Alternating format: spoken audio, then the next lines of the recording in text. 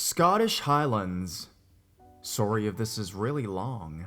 I'm used to telling this one in the pub.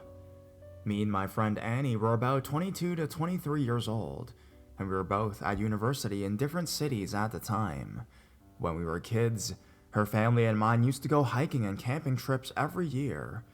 And through high school and university, me and Annie kept up the tradition. We did bits and pieces of the West Highland Way every year for a catch-up, take some climbing shoes, and hang about a bit in the wilderness. We usually do it at the start of the summer, but this year we were both snowed under with work and exams and stuff, and couldn't get the time off. By the time we both had enough days spare, it was mid-October. I was hesitant about heading up right into the Highlands that late in the year, and said we should just miss it. And she just laughed at me and told me to grow a pair. So October it was. You don't really argue with Annie. We met at a train station, about halfway up, and aimed for a 3-day hike. To be honest, I was kind of excited, even though I knew it would probably suck. I really love Annie, and I miss her when we're away. I saw her purple waterproofs. She dropped her bag, we hugged and started walking, chatting away about life, etc., etc. This was the year she had her first placements. She's a doctor. Something something like that. Consultant. Anyways, which is why she couldn't get time off.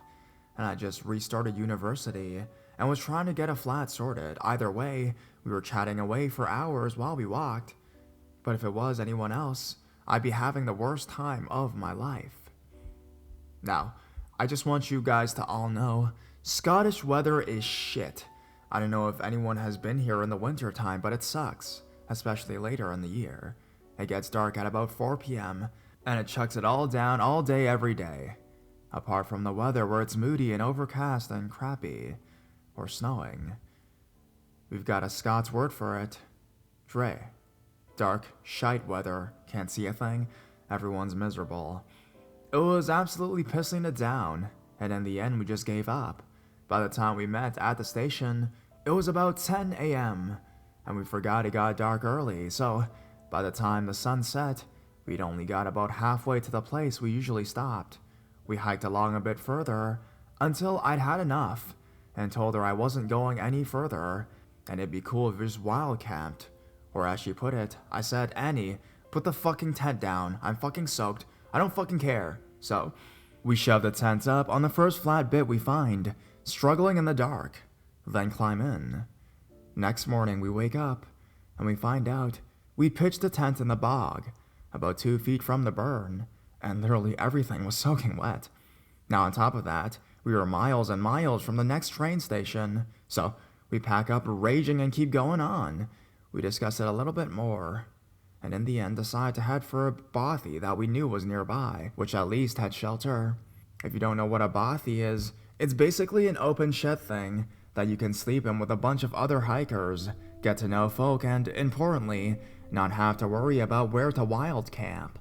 Also, it's free, so you're not stung by tourist hotel prices. We pick up the pace a lot and don't really stop for food or anything like that. Having left at 9 a.m., we get there for 3 p.m. when the sun starts to set. It's dark and a bit grotty, and there's nobody else there, so we feel like we've scored. By the time we've got dinner and played some torchlight cards, she's looking a bit spaced out, so she heads off to sleep early. I'm knackered and damp, and I'm so friggin' glad to be somewhere dry. I just unpack my sleeping bag and do the same thing. Sometime in the middle of the night, I wake up by Annie having a seizure. It's not a big deal, this happens a lot, so I didn't need to call an ambulance or anything like that. I just jump out of my sleeping bag and undo hers so she doesn't get hurt. I sort of cushion her a bit with her fleece and keep an eye on her. She gets over the worst of it and she's lying there quiet while I'm talking to her as she comes around. At this point, I glanced up and noticed that sometime after we've gone to bed, someone else had come into the bothy. There was a dark red bundle of sleeping bag in the corner and a rucksack. In Annie's fit had woken up whoever was in there. This guy was coming over to us. He seemed nice enough and genuinely worried about her. You need any help? He asks. I don't get a chance to look him over because I'm juggling making sure Annie's okay and making sure this guy doesn't call mountain rescue and make us look like tits. No, she's okay. It happens all the time. She's medicated and things. It just happens. She'll be okay in a bit. Sure. Hey, honestly, cheers for the help, but we can't really do anything about it. He comes closer, and he starts helping. Not in the way that immediately alerts me, but in an annoying way. Like he starts trying to put her in recovery position, which I've already done. And even though I've told him 100 times, I've known her since I was 5, and I know what I'm doing, he didn't listen. He's breathing really heavily, and he smells a bit moldy. Eventually, I tell him to just back off a bit and give her some space. And then he smiles at me, which was weird and creepy, and in the half-dark sort of wrong, because it didn't meet his eyes. This guy looks off as well. He's got his massive, huge friggin' beard, like he lives out here in a weird accent, sort of Scottish, but sort of something else as well. Maybe he was an oil rigger or something like that. I've met a few in Aberdeen, and he seems to fit the bill. His eyes are really, really dark, and his face was so pale. He made me look tan. Also, who the fuck is still hiking in this weather this late? Who gets to a bothy alone after 6 p.m. at night? He moves closer to look at Annie. Then I tell him more firmly that I've got her, and that I don't need help. I feel like I'm being a bit mean, but I'm starting to get stressed out because I can't see properly, and Annie's been out for fucking ages. But now it's getting on to 15 or 20 minutes. It shouldn't take this long for her to come round, like it's usually at least half this. Also, I notice she's got her eyes open, which isn't that unusual, but I'm almost 90% sure she didn't when she started fitting. Then I notice she's looking at me. Not zoned out or anything, but actually looking at me. It takes me a few seconds, but I realize she is. Lauren, she whispers, hardly moving her lips. She doesn't really blink either, but her eyes are looking right at mine. Don't react. I don't know why, but I'm so scared. I just do as I'm told. She once said that she had this patient used to take Bollocks after a fit, like they were hallucinating. So a part of me thinks she's doing the same, but another part of me has noticed that she's now staring over my shoulder, where the red sleeping bag man was. I slowly turn around, but she grabs my hand. I put her in recovery position, but from where she's lying, she's able to sort of squeeze my hand without moving too much, so I freeze, keeping looking at her, and keep my voice at a normal volume. I don't know what else to do, so keep talking to her, saying like, Annie, it's me, can you hear me, all that stuff. Then her eyes flicker back at me, and she whispers again. She's basically mouthing it. If I didn't know her looks, I would have struggled. Lauren, ask him for help. Don't panic. Okay, weird. Really friggin' scared now. So I slowly let go of her hand and turn around. And that's when I see what she's been looking at. The red sleeping bag man had been sitting in a corner watching us, still smiling. Only now, he's got something in his hand under his jacket. I thought he got climbing gear with him, but all I can see is rope and no harnesses or anything. And it's not climbing tape he's got. It's a massive roll of something darker. He's just staring at us, waiting. I don't know what else to do, so I move an inch or so away from her and look the guy right in his creepy eyes. Hi, sorry mate. Can you give me a hand? She's not waking up. I'm really scared. He doesn't even move. I can feel my voice shake. Not acting or anything. I'm genuinely shitting it. I remember before when he was helping me that he kept trying to touch her hair and things like that. So in a moment of blind panic, I asked if he could move her hair out of her face so I can check if she was breathing. I don't know why. I'm not as smart as she was, but I've seen too many crime thrillers and it's sort of assumed it's a psychological thing. Maybe he liked that she was vulnerable. Whatever, it worked. He gets up, dead slowly, and moves towards us. He puts his hand on her hair and starts really smiling. I can hear him breathing. It's really scaring the shit out of me, especially when he leans close and says, "You're going to be my favorite." Annie has her eyes closed now. I put my hand in hers, then I can feel it. She's squeezing, not like calm down, it's okay squeezing, but steady. 3, then 2, then 1.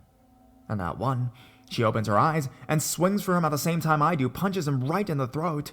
And from where I'm sitting, I can get him square in the groin. She decks him again, and I automatically grab his rope. He's not exactly going down without a fight, but between us, we've got hiking sticks, massive boots, elbows, and adrenaline. And in about a minute, we get him tied up and taped up. We grabbed our shit and get outside as fast as humanly possible. Then do something I never thought I'd ever see Annie do in my life. Call mountain rescue. They come get us in about an hour, and then we get to town. We give a full statement to the police. A few months later, we find out they let the fucker go. He didn't exactly do anything to us, actually, according to the police, and they didn't have enough evidence to tie him to any other sexual assaults, which is the worst part of this, because I can't even imagine what would have happened if we didn't get as lucky. If Annie hadn't sussed him, he'd have attacked us in our sleep. So, red sleeping bag man, let's not meet again. Ever.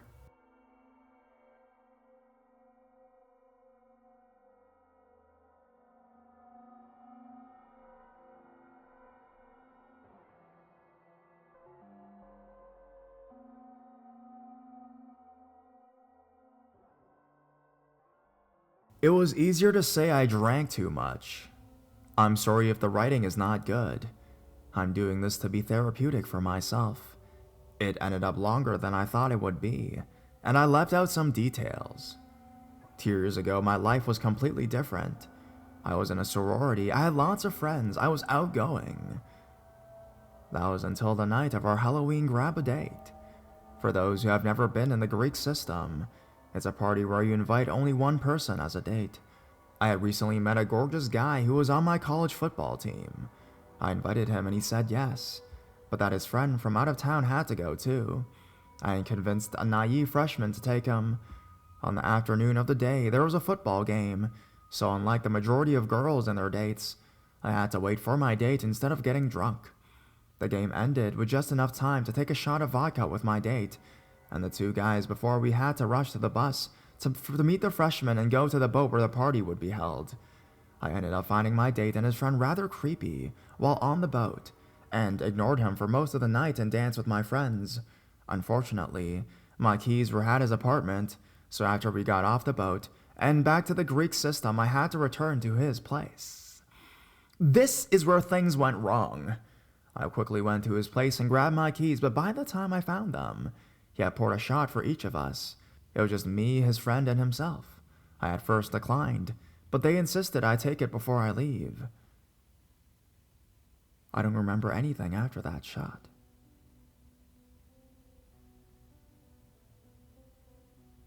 The grab-a-date was on October 30th. Halloween morning, I woke up to a strange beeping. I was extremely confused and had no idea where I was, but I was terrified. I felt too weak to move, and after a few moments, realized the beeping was coming from the machine that I was attached to. Even then, I didn't realize where I was. I just started yelling. After what seemed like an eternity, a grumpy nurse walked in. I asked her for a phone, which she gave me and left. In my confusion, I couldn't figure out the phone, so I had to yell for her to come back. Eventually, it was figured out, and I called my dad. This was the scariest Halloween for my dad. Waking up early from an unknown caller that ended up being your daughter 2 hours away in the ER. After that phone call, I fell asleep and woke up to my dad in the room, crying. It turned out that I had stopped breathing a few times that night. The first time was within a half hour of taking that shot. I later found out that, rather than calling for help, he left my body on the steps of my sorority, where thankfully another girl had come home while he was walking away.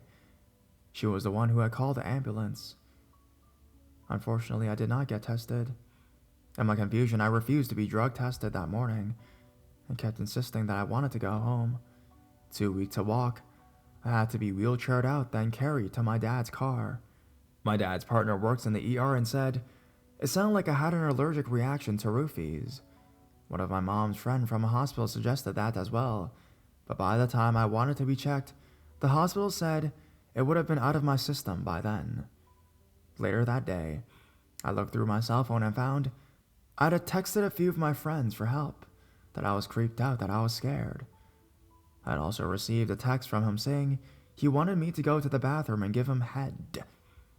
I decided to reply to that text and asked him what happened, that I'd woken up in the hospital. He replied, "That sucks." As if this ordeal wasn't enough, after a few days when I returned to the school and sorority, a rumor had started that I had had alcohol poisoning. When I tried claiming that wasn't what happened, people told me I was just too embarrassed to admit it. I was even sent to standards, sorority court, for where you get punished, and told I wasn't allowed to go on another grab a date that quarter. Very few girls asked if I was okay. I wasn't.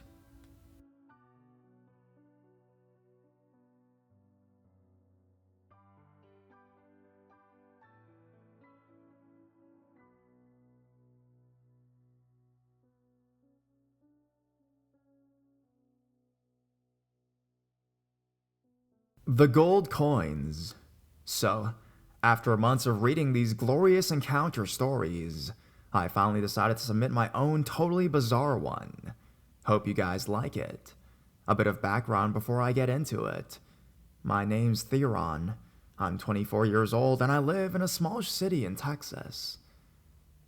This took place in October of last year, just a few days from Halloween. I was getting ready to leave work one night, and I was slightly excited because I actually had to walk home on this particular night. Why was I excited? Well, my car was in the shop, and while I was at work, I was thinking, I never walk. Why don't I ever walk anywhere? The prospect excited me for some reason, and I'd settled on walking home. I only lived at like 5 miles away anyways. It felt like I was embarking on an adventure. As I was leaving, the coworker who I previously asked to give me a ride home comes up to me and asks if I'm ready. I politely tell her that I ended up pumping myself up for a rad walk home, and that it's nice out anyways. It was. I thank her, walk out the doors, and as soon as that crisp October air hits me, I think, yes, I made the right decision. Halfway in, I start to get this full-heartedly regret on this horrid, foolish decision. It's starting to get a little chilly, and I still have a decent chunk of walking left to do. It's about 11 p.m. at this point. Traffic seems really light, which starts to somewhat unnerve me because now I'm thinking, fuck, I'm walking home alone at night. Anything can happen. Shit happened. Oh, did some shit happen, my friends? I'm approaching one of those bus stops that's lit up by ads, and as I'm looking, I see a slight shadow being given off on the concrete. I'm not too weirded out by it, but I do wonder whether buses actually come through this late at night. I never had to take one, so I genuinely wouldn't know. As I'm getting closer, I pause my music, and as I'm looking back up, I see whoever was in the bus stop walk over to the side of one of the ads and just stay there. I'm a cook, and so I always carry a pocket knife for when I have to open boxes and such, so I decided to place it in my jacket pocket just in case. What happened next was just so bizarre. I'm passing the bus stop, and as I'm passing, I turn to see this mystery person. Mistake. It was a rather tall, moderately thin old man, wearing somewhat decent clothing, all of which was black, with a black fedora-type hat. "Nice night, isn't it?" he says. "Yep." I continue walking. "Hey, hold on a minute." I turn around, and he's now walking towards me. "Yeah?" Slightly annoyed, but more on edge, because now I have to see what this horror of a man wants. Seriously, this dude looks like he stepped out of a movie Tombstone, like what the fuck? Stopping about 5 feet in front of me, he asks, "You got a cigarette?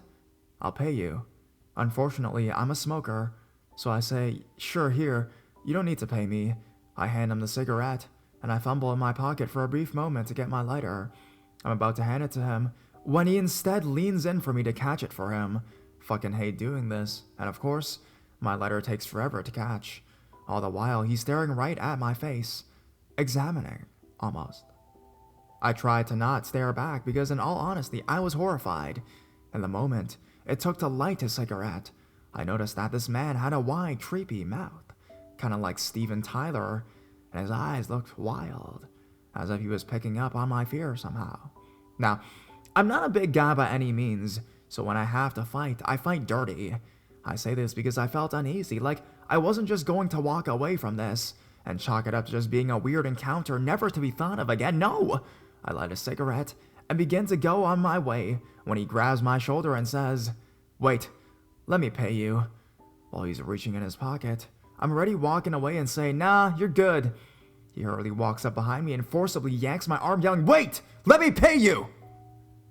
I'm fucking floored at this point, and my adrenaline kicks in, so I yank my arm away and push him as hard as I possibly can. He stumbles backwards and falls in an upright position, but in a move to right himself before he fell, he rips his hand out of his pocket, spilling its contents. Gold coins. I didn't care. I bolted. I was so freaked out that he could have had rubies in his pockets, and it would not have made a difference to me. I just wanted to get home already, and everything felt off about the situation. As I'm running, I hear a high-pitched, "Let me pay you!" I ran all the rest of the way home, looking back every so often, because screw that.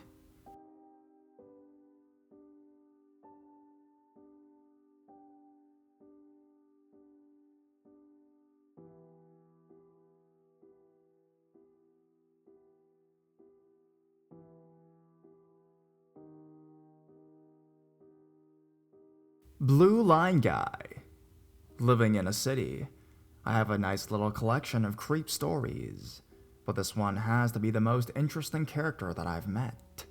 Last October, my ex-boyfriend and I went to a CSS concert downtown. We decided the most economical way to go to the concert would be to take the light rail, so we parked the car at the Mall of America and hopped on the train downtown. The concert itself was awesome, and after it was over, we hopped on the train back to the mall. It was a weeknight and pretty late at night, so the train wasn't so busy.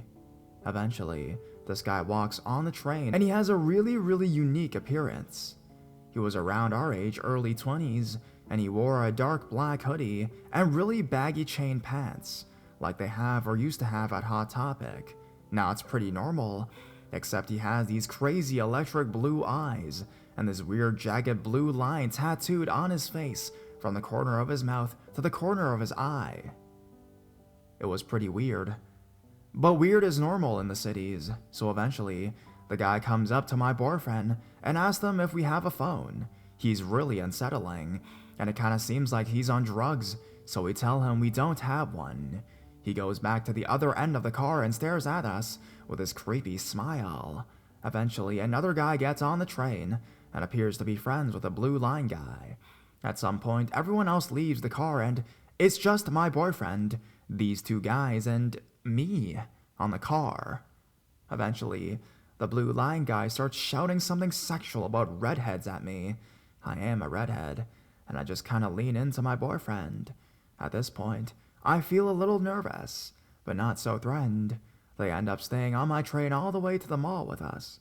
We get off and they end up walking the opposite direction from us, and the Blue Line guy leans into me with a crazy face and says, "I could torture you," and starts yipping like a dog and laughing like a madman.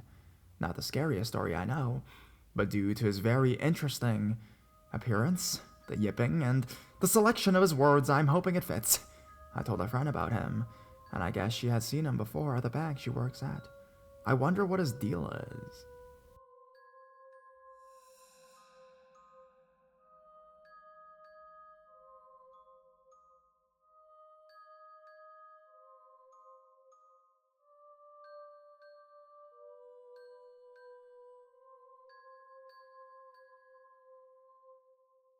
My number had to be changed. Around October of last year, my mother thought it was a great idea to buy a car from the auction block in Illinois. The car itself was only $700, and it was a complete piece of shit. But it ran, the heat worked, tires were good, so why not? She gave me the keys, and I was able to use that to visit my sisters and go to school, look for jobs, The huge. On the way from dropping some clothes off to a Goodwill bin, the car shut off. I wanted to get it checked out immediately, so I took it to the auto mechanic shop for a diagnostics. The guy at the front desk, Oscar, was a pretty cool dude. He was a good-natured, funny, even said that the ring on my finger was a throw-off, even though he knew I wasn't married. I found his skills of deduction impressive at the time, and he asked for my number. I told him I'd think about it. A couple hours later, I got the call to come pick the car up, but unfortunately, it costed too much to fix at the time. While I was paying for the checkup, Oscar offered me his number, and I gave him mine in turn. As soon as I left the place, he called, like, right away. "I want to see you again." And I was like, okay. "What time you get off work?"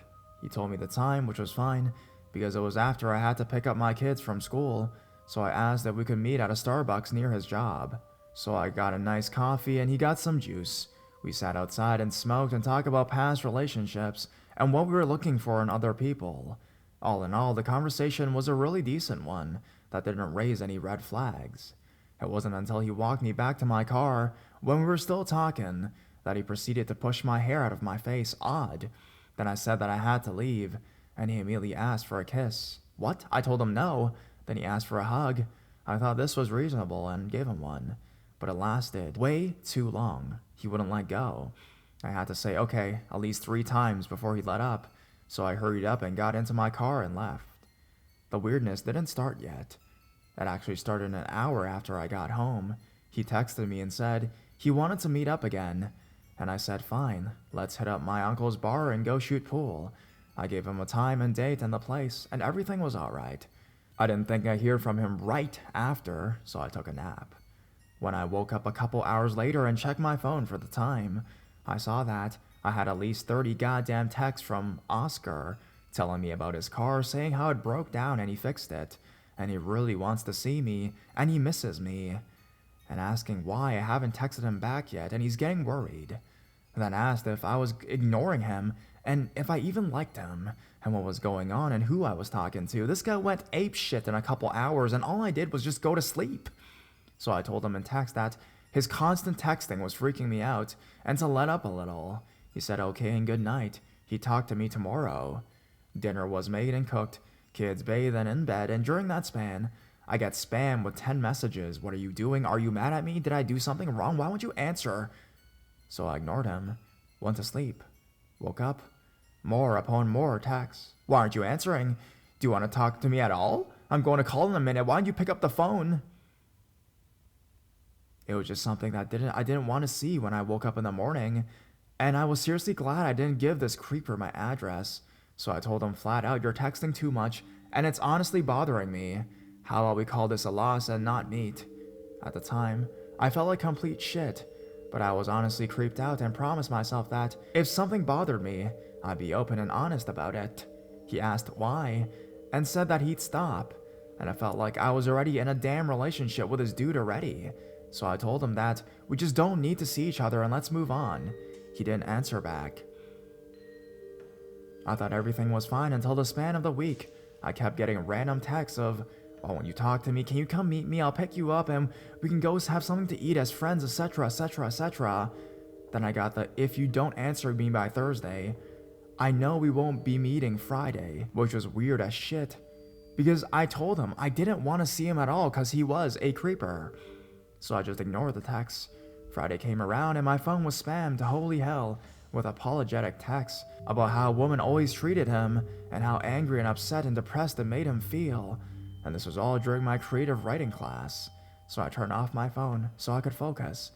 And the minute I got a break, I immediately turned the phone on, called my mobile provider and requested an immediate number change. The amount of people I had to call and the paperwork I had to put in afterwards was completely worth it. Fuck that guy. I know this story wasn't much, but this guy creeped me the hell out and raised too many alarms. As a single mother with kids, my paranoia extended to the highest level that entire week, and I was watching wherever I went for a few months after that. I never went to that car shop ever again.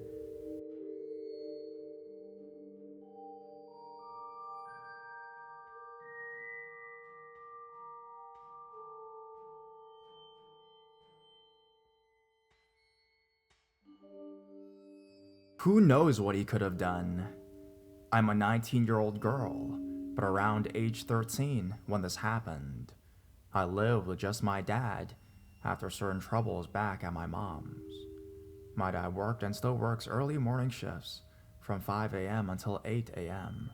It was a weekend day in maybe September, most likely October, because it was still dark outside at 5 when I was laying in my bed. The house I used to live in with my dad was very big. I had one large window in my bedroom that overlooked the backyard and the back door leading into the kitchen downstairs, so I could see if anyone was out there. I heard the front door open and close as my dad at 5 a.m. on that morning left for work. I am used to hearing it, so I just went back to sleep with no concerns.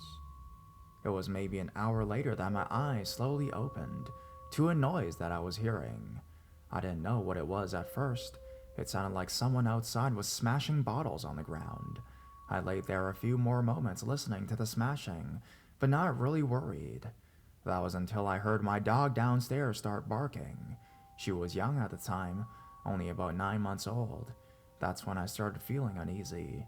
She rarely ever barked unless she saw someone. I slowly sat up slightly in my bed and leant on my elbow looking at my door that was ajar in the darkness of my room. My room was dark, but not too dark that I couldn't see the outline of the things in my bedroom. I eventually and slowly got out of my bed and crept over to the window. I peeked out of my curtain to see one guy all dressed in black, with a hood over his head from the hoodie.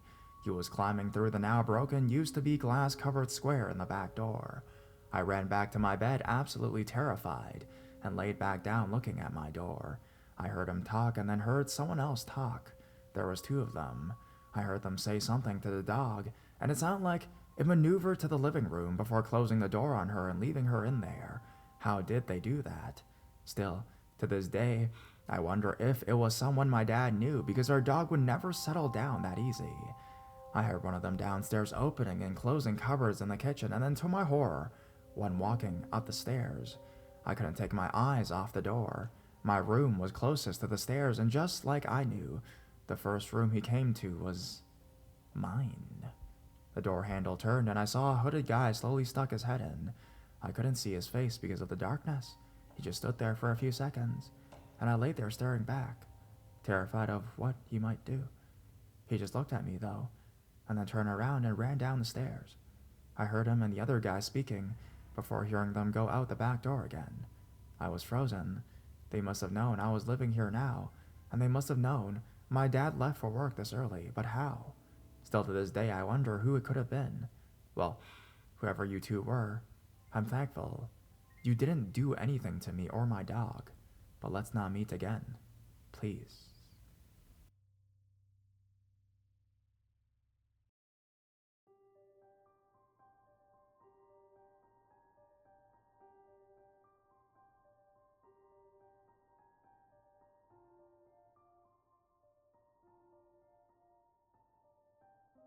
Sorry, lady. My sister moved out at the beginning of October. The few weeks following consisted of various back and forth trips between my parents' house and her apartment with stuff. One evening, we took separate cars to maximize the loading capacity. I loaded up and left about 10 to 15 minutes before her so I could stop and get gas. The trip to her apartment is within a similar time frame. I figured that would be adequate time for her to grab her remaining things and head over. Nope. I arrived at her place after filling up and walked towards the entrance. I assumed my sister would be pulling in any moment. I was wrong. Shortly after my arrival, another car pulled into the parking lot. I noticed there was a younger lady who seemed to have a car filled with groceries. I was casually strolling around the lot and quickly forgot about the woman who had just pulled in. After a few minutes mindlessly walking around, I noticed the lady still sitting inside her car. I thought that was weird. This was also the moment I became self-aware and realized how creepy I must look, standing in the shadows pacing in a dark parking lot. I'm 6'5" and close to 240, so I can't imagine that look too settling in a shadowy lot. I'm not a tiny man. My thoughts were, oh shit, she probably thinks I'm gonna attack her or something like that. In an attempt to seem more innocent, I pulled up my phone and called my sister to see when she would be arriving. To my disappointment, she hadn't left yet. Balls. That means like 15 more minutes of this lady thinking I'm a creeper, I thought. I don't know why, I just didn't go back to my car. Either way, the damage was done. Finally, the woman left her vehicle. Hooray! Maybe she doesn't think I'm a weirdo. She then walked towards the exit of the parking lot. I also thought that was weird. Then I realized what she was doing. She was walking around the entire building, groceries in hand, to go in the other entrance. I felt really bad for making her take that hike. A few minutes later, I see her through the door. She walked in on the other side. Sorry, lady. I was just trying to help my sister move, and I didn't have keys. I didn't mean to freak you out.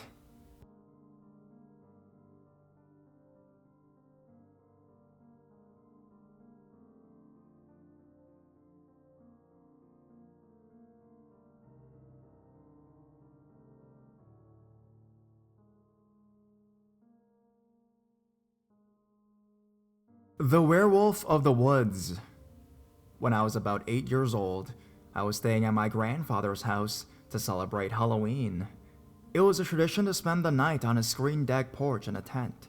My brothers and I had our sleeping bags and were curled up because it was a typical October night, and the smell of tobacco was still lingering in the air. Both of my brothers had their lanterns and were reading from some book. I'd just gone up to get a soda from their fridge. As I made my way back to the tent, I peered off the deck to see what my naive mind thought was a werewolf. I was an avid reader of horror books, and my mind began to wander. I called my brothers from the tent, and I saw it run off.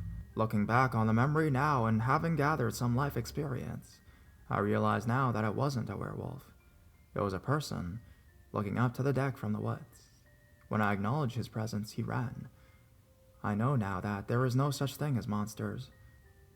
There are only people.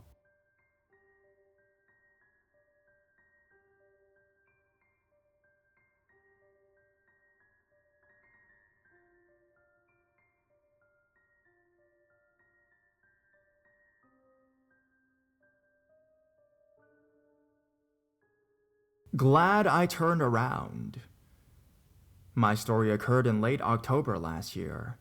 I go to a small Division III campus on top of a mountain. It was a fairly spread out campus surrounded by woods on all sides. Besides the school campus, there were some rough communities right down the mountain and in the surrounding areas. It was a Friday night. I was leaving a girl's room at around 3 a.m. to walk back to my dorm, which was a 10 to 15 minutes away. Typically, the campus and community are incredibly safe and crime-free, and I never felt anything but comfortable at any hour, regardless of who was around. Since it was 3 a.m., and the student body is pretty small, I found that I was the only person in sight on my walk. The last 5-minute stretch to my dorm is a walk beside a 2-lane road, surrounded on both sides by woods, with only a few dim lights to illuminate the sidewalk. Despite being completely alone, I was walking with no worry or caution, because I had made plenty of walks in the dark similar to this. As I am walking through, I think I hear a low humming noise for a second, that quickly disappears and I ignore. Out of nowhere, I begin to feel uneasy, and as if I am not completely alone, so I hurry up my pace. The low humming noise comes back, somewhere behind me, as well as the sound of something or someone moving on the road. Finally, I decide to turn around, unable to brush everything off as coincidence. Around 20 feet behind me on the road was a white van idling silently along with its lights off. At this point, I'm around 2 minutes from my dorm, so I take off in a sprint looking behind me to see the van cut on its lights and speed off at the very next row to the right.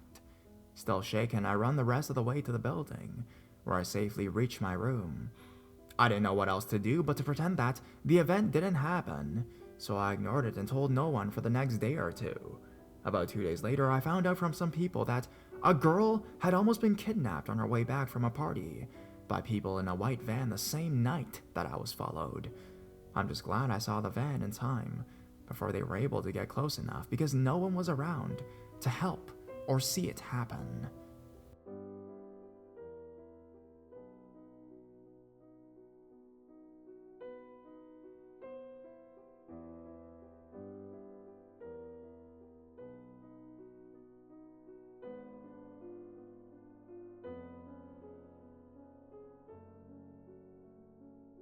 Hey baby, what's your sign?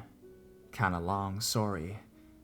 I work as a receptionist, therefore I answer the phones at my office and speak to many different people every single day. Yesterday, a man called up the office and I answered. He said, hello, asked how I was doing that day, and then asked to be transferred to one of our employees by name. I was polite, answered his question, and asked how he was in return, and transferred him per his request. A few minutes go by and the phone rings again. I see that it is the same man calling, as the number on the caller ID is the same. I assume he didn't get through and was calling back to try someone else in the office, or to see if I could answer his questions as callers often do, so I answered the phone in anticipation of who he would like to speak to next. Only, he didn't ask to speak to anyone. Instead, the man asked what my name is again. I tell him without thinking anything of it. People call in and do this all the time, because they feel it's polite or whatever. That's a beautiful name, he says, and I thank him. He starts telling me that he has never been to the city that I live in, but that he is visiting early in the upcoming month, based on the fact that he had asked me for one of our higher-up employees by name prior. I took this to mean that he was coming to our office for a meeting, as we often have investors and people from different companies we work with come into our office. He keeps on talking and starts asking me a lot of questions. He asks how long I lived here and where I'm from. He tells me I sound young and asks what I want to be when I grow up. I answer, as I'm trying to be receptionist polite and not cause any trouble by offending someone that works with us. He asks me what I'm studying, where I'm studying, and then starts to tell me about languages he speaks. My major has to do with this. He tells me about his family and where he grew up, where he studied, and what he does now. He keeps repeating that I have a lovely laugh. He asks where I've traveled to. I've been lucky in this regard, and the list is pretty fair. He tells me how wonderful that is, and then starts talking about his travels in Africa. It would take me hours to tell you about it, he says, and I'm starting to feel odd, because he's tying up the company phone for a good 10 to 15 minutes now. I keep worrying that my boss can hear me and will think I'm just chatting it up with a friend on the company's time, but I figure that I'll just explain that it was someone we work with, and I couldn't very well just be rude to them as part of the company image and all. Finally, the man asked for my email. I felt kind of odd about the whole exchange, but again, I didn't want to offend someone that could possibly be an investor, so I offered him my company email address. Would it be okay for us to talk there, he asks. The question seems weird, but he's foreign, so I just assume it's a phrasing mix-up, and I tell him that it would be fine. He then starts asking about the employee he originally called for, and I feel a little relieved that he's no longer grilling me about my personal life.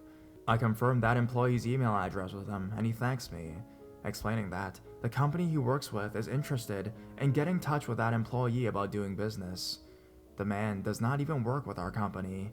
He wants to confirm that the individual he's asked for is the right guy to speak with. I tell him yes, and he thanks me for the information. He then asks me if I'm on LinkedIn. I'm heebie-jeebied for this guy at this point, and I always follow my gut on that feeling, so I lie and tell him no, I don't. He tells me that he is on LinkedIn, but that he doesn't use it for much else other than social networking. Except for Twitter, he tells me, because he likes soccer. That's the other social network he has. Do you like sports, he asks? I'm feeling really weirded out by the whole conversation. At this point, he's been on my line for a while, and so I answer shortly, just trying to get him off the phone. No, not really, I say. He goes on for a while, saying his goodbyes. Then he asks me, by the way, when is your birthday? I just tell him that it's October, but that it's already passed.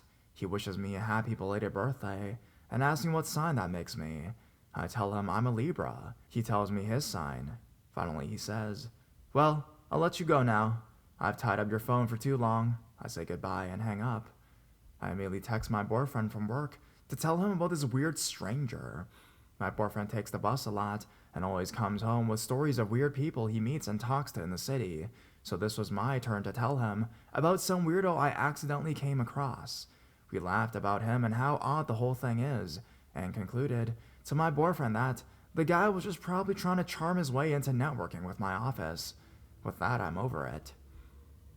About a half hour goes by when the phone stalker suddenly emails me. Subject, Hello. My name. Hi. It was lovely speaking with you, Miss Libra. Cheers, his name. I have a seriously what the fuck moment. I'm weirded out that this is happening on my company email and regret having given it to him, as it includes my last name. I decide not to respond and to forget about it. The workday ends without him contacting me further, and I leave for the day. This morning, I arrive at work and start up my computer. I pull up my web browser and open up my email. At first, I don't check it, and I go do my usual morning routine. About 10 a.m., I finally take a look at my email and realize I received a notice from LinkedIn. It's from the creeper, and he has asked to add me to his professional network. I check the timestamp and realize he sent it to me yesterday, 3 hours after his initial email to me, meaning that 3 hours after he first emailed me and I didn't respond, he used the information derived from my email account to search for me on LinkedIn, even after I told him I did not have a LinkedIn profile, clearly denoting I did not want to be contacted on it. I have not responded and do not intend to. So far today, I have not heard from him, but man, what a weirdo.